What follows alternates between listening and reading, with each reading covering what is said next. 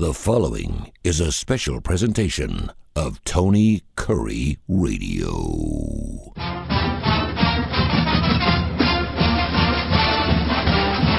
One of our most listened to shows every single week is because that Blazer Nation gets after it. It's the UAB Director's Chair. We call it that because he's the athletic director for your UAB Blazers, Mark Ingram, and he joins us every single week. We pull the curtain back not only on UAB Sports and UABsports.com, but also on college sports as a whole. And some big breaking news, perhaps about Andy Kennedy we'll get into. We'll have a White House questionnaire, info@TonyKurreRadio.net. But right now I am proud to bring in Mr. Mark Ingram, the athletic director for your UAB Blazers. Mark, what's going on, brother? How are you?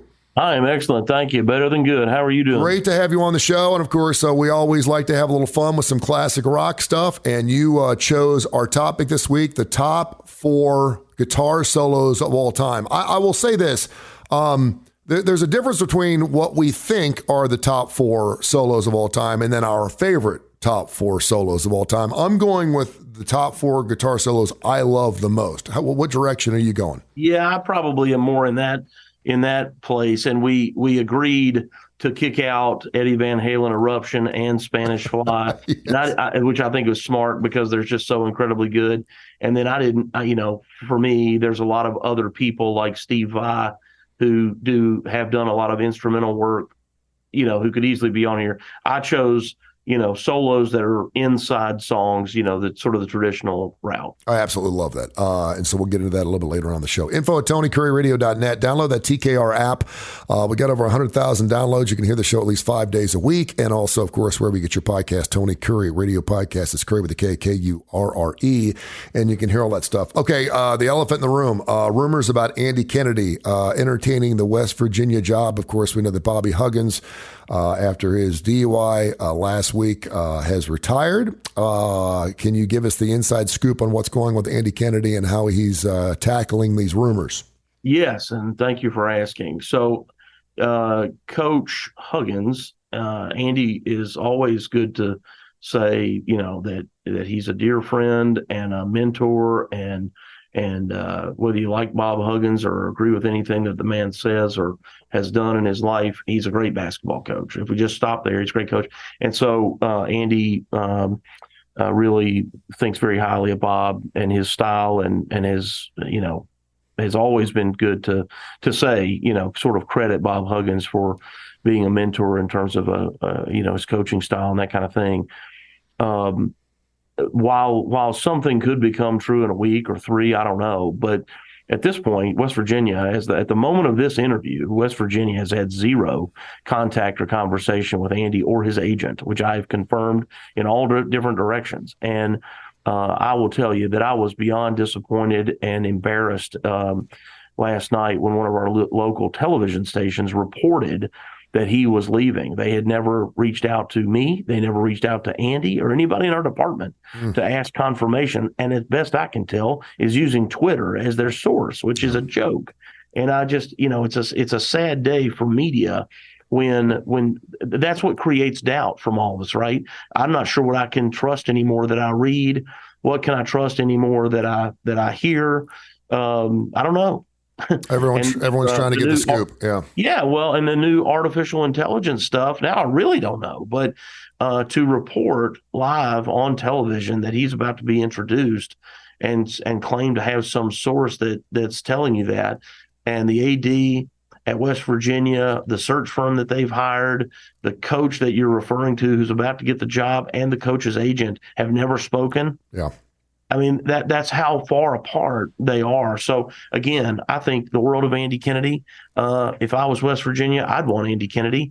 So I don't think it's any surprise that his name would be, sort of bantered about up there in Morgantown. They ought to. And I say that as a credit to Andy, as his friend and a guy who I like working with. But it's just embarrassing that that would have come out like that with no follow-up. So, again, it could change in a day or 5, but as of today, at the moment of this recording, they've not even had contact. So we'll see. The athletic director of the UAB Blazers, he's Mark Ingram, tackling this Andy Kennedy rumor that perhaps he's going to entertain the West Virginia job. And as you just heard, no one's reached out. Let me ask you this: as an AD at a Group of 5 school, at a smaller school, you know that when you bring a coach in that does just a remarkable job, chances are people are going to try to poach him. Sure. How do you deal with those things? And how open are your communications with Andy and with his agent? I know that the agents are a big part of this because they can certainly drop hints and put lines in the water, whereas the coach says, I don't know what he's talking about. And that's what agents are good at doing. But as an athletic director, when you know you bring Andy Kennedy in and he's winning 25, 26, 27 games a year, you know people are going to start wanting to entertain him. How do you deal with that? Yeah, so I had a supervisor years ago. I had another school reach out to me. They had interest in me. It was a great opportunity. And I told this person, hey, this has happened. They would like for me to fly out next week and whatever. And their response to me, and I was doing a great job at the place I was at, was, I hope you get the job. You may not have one when you come back. And I said, what do you mean? Wow. And they said, you're either loyal to us or you're not. And that was horrible. And I did get the job and I left. And I told myself I would never, ever say that to somebody. And in fact, I've gone the other direction. I feel like good employees who work hard and do well for us, if there's an opportunity for them to improve their position within a department and certainly improve their income for themselves and their family, I'm happy for them. It's sad for me and sad for us and UAB in this case, but I'm happy for them. And I tell them, if there's a dream job that opens up and you want me to call, I'll call. Now, the the problem with doing that is that I think I'm a bit of a unicorn in that way. Mm-hmm. And so I think that, I've had other ADs say to me, well, if he's so good, why are you trying to get rid of him? Yeah. And I go, no, man, I love the guy and he's great. And, he's from your town, or his wife is from your town, or she's from your town, or her husband's from your town, or they have family there, whatever. They went to school there, whatever it might be. I say, listen, don't hire him. I'd be thrilled if you don't hire him. But I think being good to good people is the right way to go. And I think ultimately, while I can't afford to spend money on staff, whether it's coaches or administrative staff, I can't afford to spend what some schools spend. And so I get it. And I just think people appreciate that you're trying to treat them well. If you can't pay them, at least treat them well. And I think that's a part of it. So I would be, I'd be lying to you if I didn't say we always try to hire the best coach that we can. And we always know at some point in the search, a member of our search committee will say, well, I don't know if he or she will be here very long.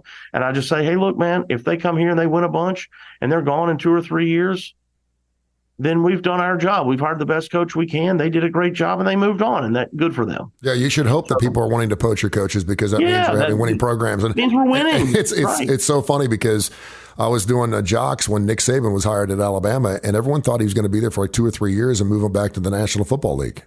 Right. and look what happened. Listen, and I use analogies in relationships all the time. If you don't want to be with me, I don't want you to be here. If you're going to be happier somewhere else, and I'm not talking about leaving my program to go somewhere worse, but if you're wanting to leave me to go date John Bon Jovi, have at it. Go for it. I can't compete with that. But I will say this. You do have to go out and get the best coaches possible, and UAB is for many a destination job.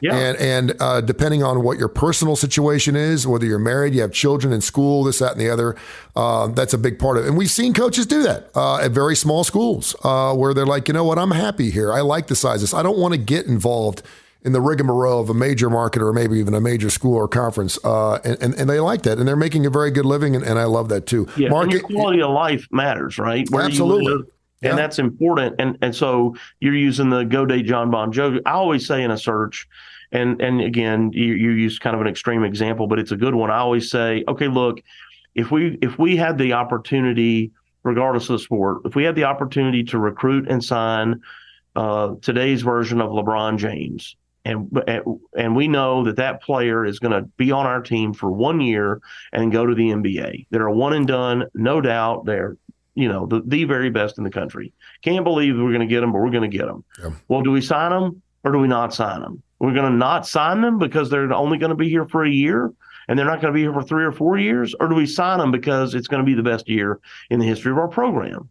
Well, everybody says the same thing. You sign them. Yeah. Of course you sign them. So it's the same deal. I go, so what are we talking about? And coming back to the original question, the irresponsibility, the other thing that burns me up about this reporting last night is that Andy's got a team, right? Mm-hmm. Andy's got a team full of players who saw all that same stuff. Yeah. So now Andy's got to do, but I'm talking to people all day, all night last night, trying to talk to people, fans and stuff, to get them to understand, hey, this is false. It's not accurate. It's false. It's not accurate. He's having to do it, and he's having to manage his team. Yeah.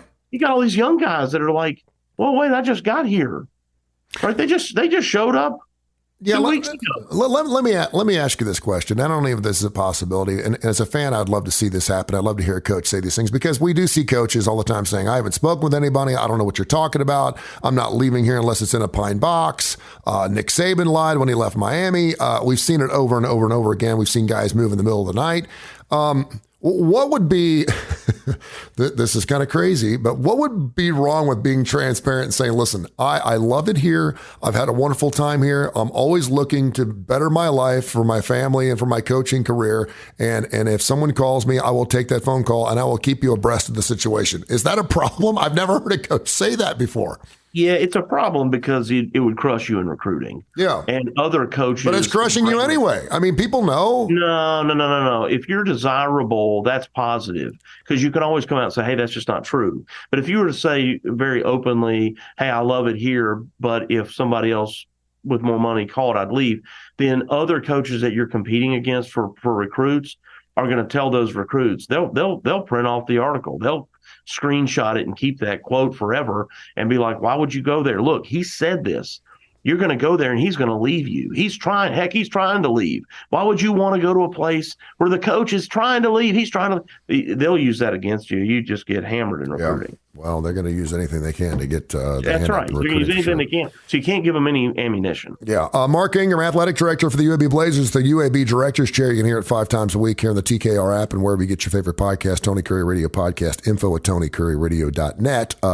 We got an email question we'll get to in a second. I did want to mention that Athlon Sports has already come out with their bowl projections for this college football season, Trent Dilfer's first year, and also their top 133. I'm not sure exactly where UAB landed that, but I did go to the AAC because it's the first year. And they did say that this is the most difficult team to prognosticate and predict, not only because it's the first year in the league, but also you got a first-year coach in Trent Dilfer in college football. They picked UAB as 11th only because they're losing Dylan Hopkins, you're losing McBride, you're losing 4 offensive linemen. I'm surprised that they're picked that low because UAB's been so successful over the last few years. But at the same time, I'd rather be 11th than second. Yeah, I'm thrilled. You know what? I mean, this gives you some motivation because it means absolutely nothing. Right. There's squat. Right. It means nothing. And as an SEC member on SEC Media Days, we were wrong more than we were right. But your thoughts on that being picked in 11th in the AAC? Yeah, I'm thrilled with it. Yeah. I'm thrilled with it. I hear you. And, he Coach Dilfer loves it too, and you're right. It's a great motivator. The thing that when fans ask me, I don't try to just be close to the vest or coy or kind of sandbag as people say, but what is hard for us in the moment is all of these rosters, everybody's changes so much. You don't really know what everybody has, and then. Just being candid, I don't know how different the University of South Florida's team in terms of quality. How much different are they than Florida Atlantic? Yeah. Are they, on a scale of 1 to 10, is FAU a 6 and they're a 6.1? Or is it FAU's a 6 and they're a 9, Or so I feel like I kind of know because we played them last year. I feel like we know what Florida Atlantic is, plus or minus some new talent, which changes. But how do they compare to Temple? I don't know. how good or bad is Temple? Well, maybe they weren't great within their league, but if their league was, 4 notches above our league, well, they're still really doggone good. Or were they really just like, 2/100ths of a notch better than our league? I don't know. Better, they were better, and they were better, so they were better, but I don't know how much better. And that's where the ambiguity comes in. I think we're going to have to play a season to go, okay, wow, boy, our talent level is starkly different. Or play a year and go, hey, man, we're not far off. I think we're just going to have to get on the field with these guys to really know. Well, no, the one thing I will say this, and this is a compliment at the highest level, I don't think anyone wants to play UAB this year because they don't know what they're getting. I mean, we've never seen Trent Dilfer be a college football coach before. We don't, and we know that he likes to sling it. And so this is not going to be one of those teams where people are going to. It's going to be difficult to prepare for it. Not only because it's Trent Dilfer, because you got so many new pieces coming in, and if recruiting's been good, and obviously it has been, you're going to be in good shape. All right, we're going to get into our 4 best guitar solos of all time, according to Mark Ingram and Tony Kurre here in just a second. We do have, and by the way, you picked this, and boy, you picked some broad stuff because there are a million different ways. And I will tell you this, and I know this can surprise you. Angus Young is not one of my top 4. I am surprised. And I've had Angus Young in about every list we've done because I just can't put him off. But I much like Jimi Hendrix. Angus Young on our list of best bus drivers. I mean, you've got Angus on everything. We do have an email question, though, info@TonyCurryRadio.net. This is from Mark in South Bend, Indiana. He wants to know, ask Mark, if UAB was ever invited to the White House, would they go? Yeah. Okay. Great question. I mean, the answer is definitely yes. And look, if a member of the team didn't want to go, that's fine. But you gotta appreciate a couple things. One, no matter the sport, no matter the gender, no matter what we're talking about, some number of people, if they could, did vote for that president, and some didn't. Not everybody. When some of these teams go, we're not going, not everybody is on board with that. Yeah. And I think you're taking a lifetime moment, a lifetime achievement, an opportunity to do something that you'll likely never have again, and saying that for your political reasons, you're not willing to go shake hands with the leader of the free world. I think that's foolish, and that's just my opinion. And, other people feel differently, great. And that's why I would say if one or some number of members of the team felt so strongly they didn't want to go, great. But I'm not going to deprive the entire team and staff from the opportunity of going. I'll tell you this, I'm going, and I don't care who the president is. Yeah. I'm going. No, you're going in respect to the office, not necessarily of the president. And I will say this, a good friend of mine, Roxanne, who did news for us for a long time, and I worked with her for 25 or 30 years. She was invited as part of the news media to go Bill Clinton's administration and go to the White House and meet him and ask him questions. And she was not a Bill Clinton fan, not only from a Democratic standpoint, but just from a personal standpoint. And she's like, you know what? I've got to do this. I've been invited to the White House and I'm a news person. This is a dream come true. She came back and totally did a 180. She's like, I get it, man. He is so charismatic. He was so nice.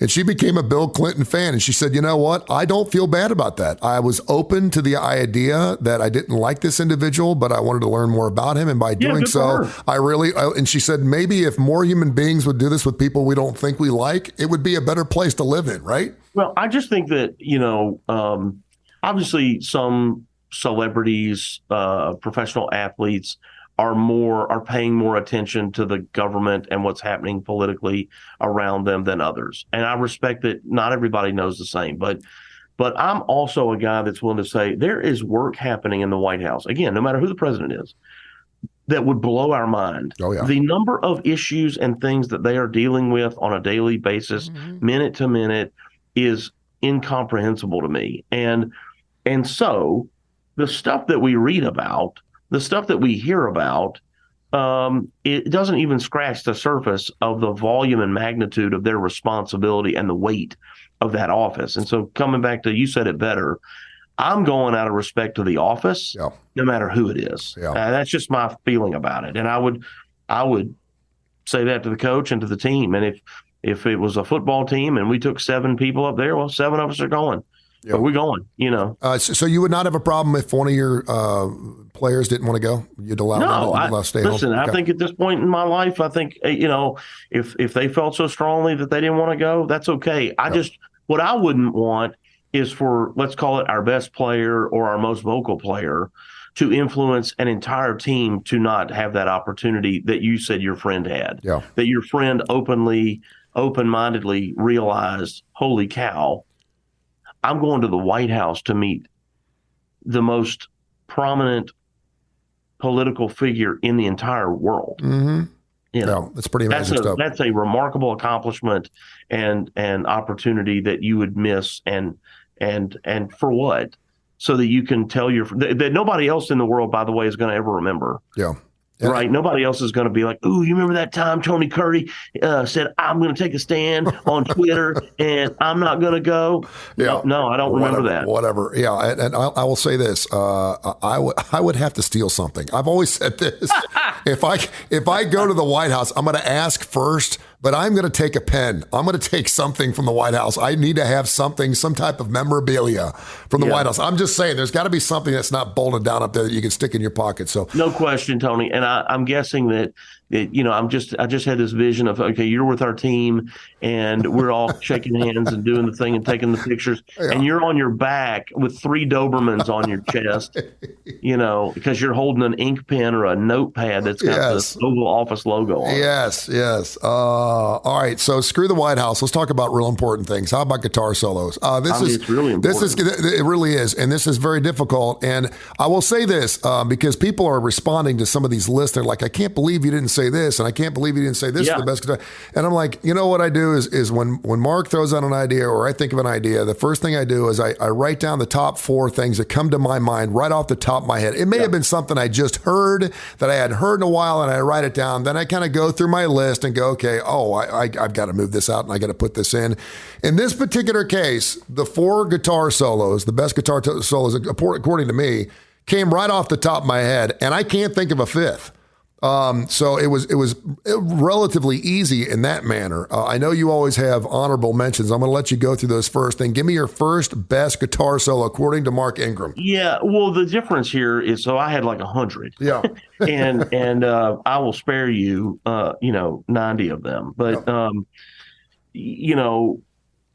I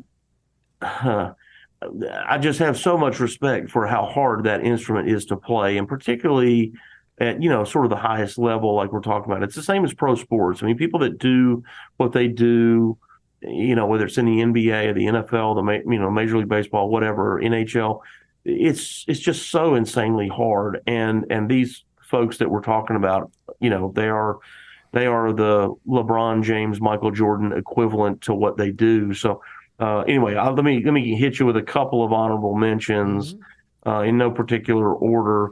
And we've named these people before in terms of their greatness, but I love the solo in both Purple Rain and Let's Go Crazy by Prince. Yeah. And they're not the same. And in Purple Rain, it's a really sweet, really pretty melodic solo, but Let's Go Crazy is a screaming, screeching kind of solo that is really fast and in your face and aggressive, and they're both terrific. Prince, who we've talked about many times, what a loss he was to the music industry, and just such an incredible talent. We kicked out Spanish Fly and Eruption, but I can't leave my guy Eddie Van Halen, who's my all-time favorite. And I'm gonna go unique with you. I loved his guitar solo in the Michael Jackson song "Beat It." Yeah, that's in a lot of top 10 lists. Is it really? Yeah, okay, sure well, is. it ought to be. I mean, and it's partly because it's Eddie. It's partly because of that collaboration. But I always loved it. And how can you not have? And you may have this on your top 4. This is in an honorable mention for me because I love this riff that it's just undeniable, which is Randy Rhoads' Crazy Train. Yeah. How do you not love that? I love that. I'll still love that. That song is played over and over again at bars and restaurants and, sporting events all the time, all around the world. And it's terrific. And the last honorable mention I'll hit you with, which is also a really pretty smooth song, which is While My Guitar Gently Weeps. How do you not have? Yeah, that's a great song. It's a beautiful song and a great solo. So by the Beatles. So there you go. There's my honorable mentions. You want to hit me with somebody in your top four? Yeah, I'll hit you with one off the bat. And this is an article that was written by American songwriter magazine Rick Moore. He wrote, when this song came out, a breath of fresh air was exhaled into the airwaves in the late 70s. Sure, Donald Fagen and Tom Waits are writing great lyrics about characters you'd love to meet, and Jeff Beck and Eddie Van Halen were great guitar players, but Mark Knopfler could do both things as well as this is Dire Straits, or better than anybody else out there on his own. And Sultans of Swing, Sultans of Swing, yes, awesome. Sultans of Swing from 1978, and I just. Man, I that's not one of my favorite songs from Dire Straits. I was a Brothers in Arms guy, and the fact that Mark Knopfler asked Vince Gill to come join their band before they wrote Brothers in Arms with Money for Nothing and everything, and Vince turned them down because he wanted to try his own solo thing. And of course, now Vince plays with the Eagles. Was just amazing to me because he is known as one of the top 10 guitar players of our time, but no one ever talks about Mark Knopfler. He's amazing, and if you listen to Sultans of Swing, the end of that thing, the last minute and a half, is out. It makes your fingers hurt if you're holding on to the steering wheel just listening to it. And it is so clean, pristine. Yeah. But I'm going to go with Sultans of Swing as one of my great guitar solos of all time from 1978. Who do you got? I love that one. Yeah. And, I said I had 100, and that's one of them. That's a great one. And, it sort of occurred to me, there's two different types of solo, right? There's what you're talking about that's really clean. I like that word. That's a good one. And I'm going to use it here in a second.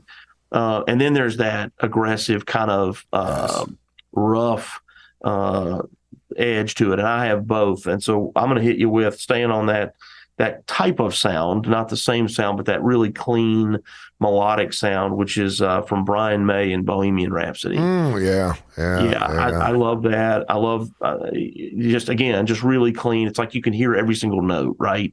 Every single time he touches the strings of the guitar, every time he touches the neck of that guitar, you hear it and feel it. And that's kind of the way Sultans of Swing is too, is that clean, pure sound, and you just hear every single time that they tap. I love it. So it's fantastic. And by the way, October 25th, Nashville, Tennessee, at the Bridgestone Arena, it will be Queen with Brian May up there, and Adam Lambert's actually going to be singing for Freddie Mercury. So, and if you've ever gotten a chance to see Brian May live in concert, he's worth it. You ought to go. Yeah, it's fantastic. What about the other members? Are they in it? I don't know, to be honest with you. But as long as Brian May's in it, it's going to sound like Queen. It really is. All right, so I'm going to go with one that a lot of people are going to say, and only because I almost have to, and I almost wanted to put it in with Eddie Van Halen and Jimi Hendrix and kind of throw it out, but I got to go with Alan Collins and Gary Rossington and Freebird, the live version. I mean, good. The studio version is 9 minutes long, and it's great. It's good. But the live version that runs about 14 minutes and 50 seconds is just outrageous. It does not work. It's much like Hotel California without Felder and Joe Walsh, them playing against. And by the way, when they wrote that song, there was not supposed to be a dueling guitar solo between the two of them, and it just happened in the studio. It was fantastic. But those two guys going back and forth on top of each other, it is an absolute beautiful train wreck. I mean, it is all, and every time I listen to it, I think, are they going to go another round? And they go another round and another round and another round. I'm not sure exactly how long that guitar's. And it's one of the few times where I will actually fast forward through the slow part of Freebird just to get to the guitar solo, because that in itself is about 6 minutes long. It's unbelievable. And the fact that they actually captured that, and then it was on, One More for the Road, is just one of the most incredible. If you're not exhausted after listening to that guitar solo from Alan Collins and Gary Rossington, and of course I have some close proximity and love here because my good friend Damon Johnson is now taken over Gary Rossington, God rest his soul, as the lead guitarist for Lynyrd Skynyrd. And he talks about playing that song. He's like, the fact that I get to play that song every night on the road is just a dream come true. He's like, I can't believe I'm playing Freebird before the masses. Is pretty amazing. So that's going to be my second one. What's your second one? Well, and the other thing that's great about that song, and I mentioned that song in another list, is how it starts off so slow. Mm-hmm. And how it finishes so fast. That's another thing that I think the way it changes in that song, which is part of what also makes that so great. No doubt. Yeah. So my next one, and you just mentioned his name, Jimi Hendrix, All Along the Watchtower. Oh yeah. I don't know, kind of like what you're talking about with Freebird. You know, he had a freestyle way about him that I almost sometimes wondered if you ever see any. I mean, I never saw him live, obviously, but I've seen, you know, recorded concerts of his, and you kind of get the feel like, is he just up there freestyling? Yeah, really. Did he plan this? Other than, you know, at this moment, I will do something, and you guys just quit playing, you know, and I think that it feels that way a little bit, and I love that solo. That it's one of the ones that to me really helps separate Jimi Hendrix from everybody else as this, you know, real genius for his time, and not just for his time, but at that time, everybody else just had to. I mean, I can only imagine how people must have marveled at him, and that's a big reason why. That's very, very good. All right, so I'm going to go off the board here with my last two, and again, in no necessary order. We always like to preface that because I don't want people to think this is my favorite, but it certainly could be. I'm going to go to a band that's been around. It's hard to believe they've been around for 50 years. I cannot believe this band's been doing this for 50 years, and they're still playing music. Do you have any idea who I'm talking about? Any band that's out there, but it's been out there for, and I'll put it in perspective. AC/DC is celebrating their 50th anniversary this year. Yeah, I mean, Aerosmith, Kiss, the Rolling Stones. Those are some pretty big bands. Did you know that Huey Lewis and the News has been out for 50 years? Oh, we talked about Huey last week. Love Huey. I'm going with Christopher John Hayes and his guitar solo in the 1985 underappreciated song Back in Time from Back to the Future. I love that song. I play that song on my radio station. You never hear that song on any other radio station. And that guitar solo. And then one thing I love about Huey Lewis is he does write pop songs, and their lyrics don't tell stories. I mean, it's all pop, stuck on you stuff. I get that. But he allows his players in his band to play their roles. Every song's going to have a saxophone solo. Every song's going to have a piano solo. Every song's going to have a hell of a guitar solo. Every song's going to have a drum riff. And that song, Back in Time, is one of my favorite songs. And that was the first song, when you said great guitar solos, it was the first song I thought of. Out of all the classic rock songs, I've played 100,000 classic rock songs. I thought of Back in Time from 1985's Back to the Future movie. Christopher John Hayes, and he's still in the band and still getting after it, and they still play that song in concert. So I'm going to go with Back in Time. Oh, I love Huey Lewis. I do too. I do too. I really do. I think they're fantastic. What you got? Yeah. Okay, so my next two are more mainstream, but and this guy who I'm going to mention first was, I think, on my honorable mention list of guitarists, and I love the band. And this song and this solo are not necessarily mentioned in. I bet if you look up, you know, best guitar solos, this probably isn't one of them. But I personally love it, and it's Mick Mars from Motley Crue in the song "Kickstart My Heart." Oh man, he uses a device called I think people call it different things, but I've always heard it called a talk box. But it's this hose that goes into your mouth. And while he's playing, he's also talking. And I think you can use these with pianos too. But while he's playing the guitar, he is moving his mouth and he's saying words, and the guitar is mimicking. It's just wild how it works. I don't know how it works, but it's a wild sound. And I just love the creativity of it, and I love that song, and it's really in your face and aggressive. It's a great song at like a football game. It's a great song. We play it when we're on defense sometimes. The beginning of that song. And anyway, I love the creativity of that, and he really goes wild in that song. But again, uses that talk box, which I just love the creativity of that. It's kind of like a slide, right? Yeah. When somebody's playing slide guitar, or you hear some guy say, "Man, that guy didn't have a slide. He took a beer bottle and used it," or whatever.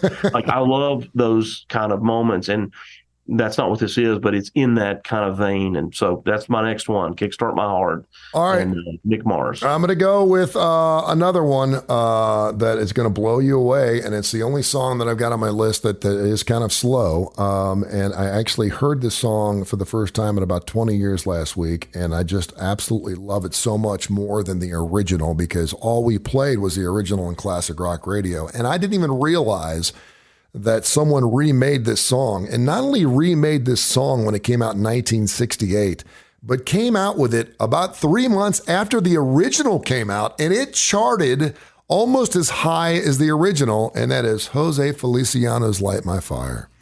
Man, I'm telling you, have you heard it? Oh, my God. Have you ever heard it? You said Light My Fire. I immediately thought of the Doors. And yeah, the Doors came out with it first. And then Jose Feliciano got, through RCA, got the permission to do his own version. If you've never heard it, a lot of people have not heard Jose Feliciano's version of Light My Fire. It's only about 3 minutes long. It'll only take a few minutes of your time. I'm telling you, go listen to it. It will blow your socks off. If you listen to Jose Feliciano's Light My Fire version, you may like it more than the Light My Fire Doors version. First of all, because the Light My Fire is 7 minutes long. Yeah. And second of all, it is so different in the guitar. It's just him and his guitar. Promise me you go listen to it after the show and tell me if you don't love Jose Feliciano's Light My Fire. It is fantastic. And there is a guitar riff in it. It's unbelievable. And the fact that Jose is blind just adds even more credence just to how amazing the guitar solo is in Light My Fire. Everyone thinks about Feliz Navidad. That's fine. But I promise you, Feliz Navidad will be your second favorite Jose Feliciano song when you hear Light My Fire. It's fantastic. I love it. It's unbelievable. Well, I will definitely do that. I will definitely come back. And you will thank me for it. It's unbelievable. I will thank you for it. Yes, you will thank me for it. All right, what's your last one?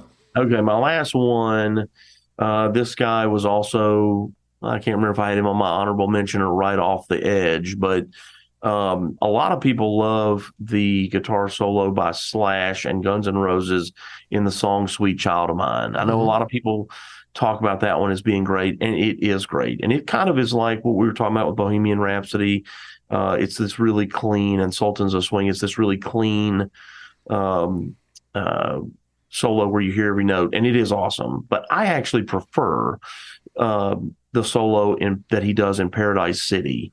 And it is really fast and really aggressive, and to a point where I don't even know how the guy moves his fingers this fast. Like, I don't even, like, I'm listening to this, and I also, kind of like I was saying about Hendrix, in the recorded version of that song, I kind of, there's a moment where I'm like, did he forget that this was a song? And he was just like going crazy, and they went, please tell me somebody recorded that. You know, it's the way it feels to me is like he just sort of freestyled and went off in this song. And I just picture everybody else in the band like stopping and just looking at him going, hey man, did you forget we were playing a song over here? Because he just went crazy in that song. And anyway, so that's my last one, Slash from Guns N' Roses and the song Paradise City. I love it. We'll do it again next week. Thank you so much for your time. Thank you for tackling the whole Andy Kennedy situation. You didn't have to do that. I appreciate you pulling back the curtain on everything that is UAB Sports. UABsports.com, UABsports.com to find out everything that UAB is into. And we will catch up next week, and I will have a topic for you, my man. Can't wait. Thanks, Tony. This has been a special presentation of Tony Curry Radio.